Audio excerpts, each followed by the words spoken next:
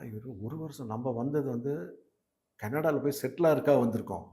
இவர் 1 இயர்ல வந்துருவாரு. கடல் கடந்த வாழ்க்கை முடிய போது வந்துருவான்னு சொல்லும்போது உங்களுக்கு ஷாக் ஆகும்ல.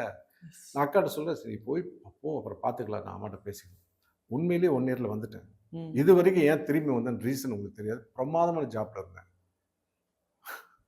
ஆனா அது எப்படி வந்தீங்க? ஆமா. என்னன்றது? அங்க நல்லா இருக்கேன். டென்னிஸ்ல சூப்பரா விளையாண்டுருக்கேன். கிரிக்கெட் விளையாண்டுருக்கேன். அபுதாபி கிரிக்கெட் கிளப்புக்கு டென்னிஸ் விளையாண்டுருக்கேன். நல்லா யூத் ஃப்ரெண்ட்ஸு, யங் ஏஜ் நல்லா சம்பாதிக்கிறேன். சூப்பர். ஏன் வந்தேன்னு எனக்கு தெரியாது. இங்க வந்தோனே எனக்கு உண்மையிலேயே ஷாக்கு. என்னடா இது நமக்கு இப்படி திரும்பி வந்துட்டோமே! போய் எனக்கு அவர பார்க்கணும்னு ஆசை. அப்பவே 80 வயசு இருந்தாரு அவரு. ம். எங்க அம்மாட்ட சொன்னேன், போய் பார்த்தோம் திருப்பி. அவரு அப்ப சொன்னார், "கல்யாணம் இன்னொரு 4 வருஷம் ஆகும்ன்ட்டு. ஏதாவது இன்வெஸ்ட் பண்ணி பிசினஸ் பண்ணிறாதீங்க."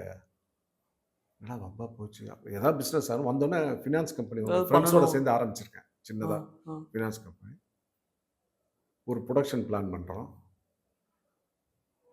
அனுபவம்னு ஒரு படம் எடுத்திருக்கோம். அதில எஸ். புரொடக்ஷன்ல இன்வால்வ் ஆகுறேன் நானு. என்னடா பண்ணலாம் அப்படின்னு உட்காந்துருக்கும்போது அவர் சொல்றாரு, "உனக்கு எந்த தொழில் வருதோ கூத்தாடி தொழில் தான் கரெக்ட்ன்றாரு." ஓ! அவங்களும் அப்படித்தான் சொல்லுவாங்க. கூத்தாடி தொழிலா?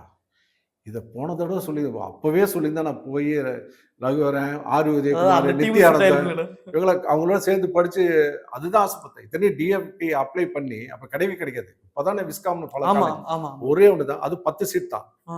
அந்த 10 சீட்லயும் அம்மா, அப்பாவுக்கு தெரியாம அப்ளை பண்ணி வாங்கிட்டேன் சீட்டு. ஓ! பாக்யராஜ் சார் ரெக்கமெண்டேஷன்ல. அது வந்ததே எங்க அம்மா கிழிச்சு போட்டாங்க. நான் அப்ப பாம்பேல இருந்தனால. அது ம். கட் ஆயிடுச்சு. அது விடுங்க. இப்ப சொன்னா பயங்கர ஷாக்கு. எங்க அம்மாக்கு அதோட ஷாக்கு. என்னடா எதுக்கு போகக்கூடாதுன்னு நினைச்சோமோ அது பார்த்தேன். வந்துட்டேன். பாருங்க சினிமால இன்னும் டிராவல் பண்ணிருக்கீங்க. ம். அதான் சூப்பர். லைஃப். ஸோ இங்க வந்தேன். ஏதோ நம்மனால முடிஞ்ச அளவுக்கு செட்டில் ஆனேன்.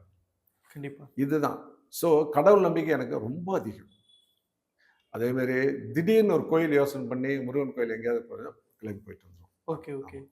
அதுக்கப்புறம் தம்பி யோகி பாபு ஆமா, நட்பானோன அவரும் முருகர் பக்தருங்களா? பெரிய பக்தர். அண்ணே கோயிலுக்கு போயிட்டு அழகா அனுப்புவாப்ல. எந்த கோயிலுக்கு போயிட்டு வரேன், அந்த பூஜை கீஜைலாம் அனுப்புவா. அத பார்த்து நான் கும்பிட்டுப்பேன். அவரும் மிகப்பெரிய முருக பக்தர். என்னுடைய அன்பு தம்பியாட்டம் எங்க போனாலும் அனுப்பிச்சுருவான் எனக்கு அது. கண்டிப்பா.